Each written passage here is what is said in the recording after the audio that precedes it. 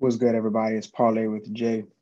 Man, the past 2 days were tough. I had a parlay with a three-leg odds over 300, and it was just contingent on Brook Lopez last night getting 5 rebounds in the 20 minutes. 7-foot guy got 3 rebounds. They started giving more minutes to Bobby Portis, but you know, I think that they should have been giving more minutes to Bobby Portis because you watch one of my previous videos, I was just talking about how I bet on Bobby Portis pretty often. And I saw that his minutes started to go down. Then all of a sudden, Mike Budenholzer had a stroke of genius and he decided to give him more minutes. So that kind of bothers me, but that's all right. We're back at it though, because shooters shoot, right? And it's importance of risk management and betting. I'm gonna break down two parlays I'm looking at tonight though, right? I got to make a hard comeback here. Um, this is my first one here. It's the Suns at Dallas. Dallas is at home. I have a 3-leg here for odds of 310. Let's talk about this first leg here. So I took this first leg here because the line has been dropping down as far as the points goes for the over for Chris Paul. And that's because the past 2 games he's put up 5 and 7. And the way I look at it is if you do your research, you find out that he put up 5 and 7 because he was in foul trouble. I think Monty Williams makes that adjustment to keep him out of foul trouble. But this is a perfect example of recency bias, and we look to take advantage of that. He averages 14.7 on the season per 32 minutes, and shoots 49% from the field. Right, those 2 games he only had 4 attempts and 8 attempts, and even the game before that, his attempts were kind of down here at 9 attempts with 12 points. So I think that there's value here at least 14 points. I'll put it to you this way: out of the entire playoffs, he's had under 14 points 1, 2, 3, 4 times. And he's had over 14 points 1, 2, 3, 4, 5, 6 times. And out of those 4 times I mentioned to you about him having under 14, he was in foul trouble. So I like him to come into this game here and get 14. Okay, DeAndre Ayton. So when one thing happens, it kind of inflates the other thing, right? So, Chris Paul has, usage rate. He's the point guard. He distributes the ball. Taking a look at DeAndre Ayton in the series against the Mavericks, he has put up 25, 9, 16, 14, and 20. Okay, so I like him in this series here. In the game that he put up 20, right? Once again, Chris Paul was out. So, I mean, obviously the ball was in his hands a little bit more. Being, one of the best players on the team, they're going to feed him a little more, right? Less attempts for Chris Paul, more attempts for everybody else. So I do like him under 19. He hasn't put up in this series more than 13 attempts, but one time, and that was the first game. We put up 20 attempts for 25, right? But the rest of the attempts, 6, 12, 12, and 13. And those points are 9, 16, 14, and 20. Okay, so I like him under 19 here. McCall Bridges, I'm going to be honest with you. I just love betting under McCall Bridges. I feel like there's always great value. And I don't know why that is. But all playoffs, I'll put it to this way. He has gone over 15 in this matchup here, he has gone over 15 no times. And against the Mavericks, 13, 11, 12, 6, and 14.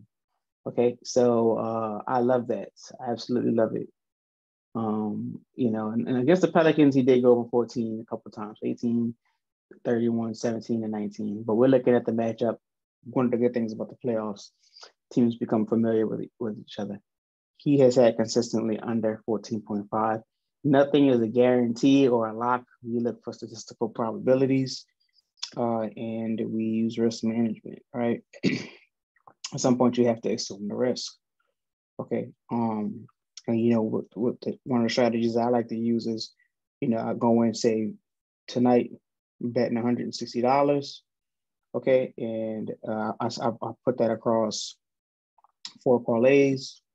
If one of my parlays hit right here, boom, I'm covered, and for the rest of the day, I'm good. I did make a mistake one of the previous times in over leveraging into a game. I'll make a video about that later on in the Dallas game, the previous Dallas game, but and not hedging enough. But I like to hedge, which means that I split up my bets here, right, and I allow the odds of one covering my costs for the day and everything else being bonus, and that has been a pretty good strategy for me.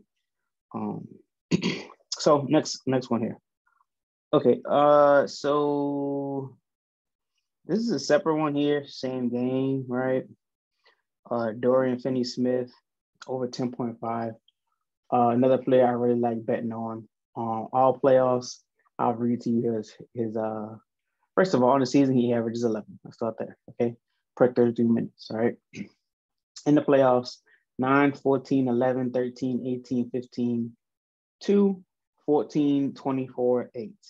I like how he had a bad game. Typically, when a player has a bad game, they'll drop the over down, which they did to 10.5. I like taking that here. But against the Suns, he has done really well. 15, 2, 14, 24, 8. He's going to get a lot of open shots because, Luka and Brunson are very hard to cover one-on-one, right? So, yeah, I like Dorian Finney-Smith over 2.5. Jalen Brunson, right? One of my favorite players in the league. Just really good player, man. On the season, he averages 16. All right, and since we look at the first 2 games here, right? He had 13 and 9, right? And that's because Jason Kidd didn't make his adjustment those first 2 games, and Luka was kind of just going 1-on-5 at the top of the key. Jason Kidd kind of made an adjustment, which led to them to win the next 2 games, and Jalen had 28, 18, and 21. Okay, so I feel like there was good value at 18.5. So the game he had 18, he shot 7-17. 1-3 from 3. So he did log 38 minutes. But I like them to didn't win that game. I like them to definitely, since he's at home as well, I like him to go over 18.5 again here. And Luka,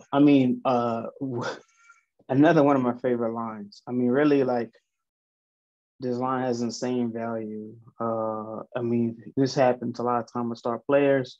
The overs are ridiculous. He's a star player. I'll put it this way. His season average is 35, okay?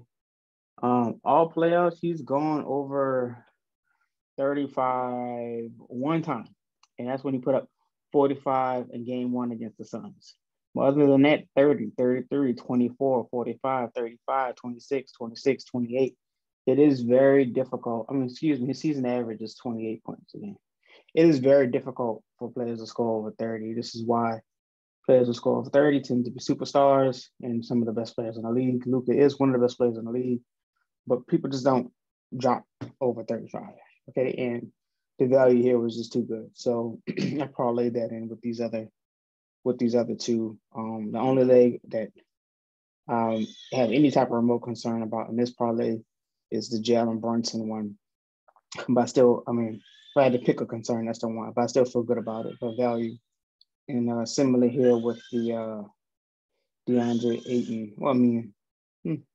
This one here, I'm kind of mixed between these 2. But I have a total, this is what I mean about risk management. I have a total of 4 parlays out for tonight.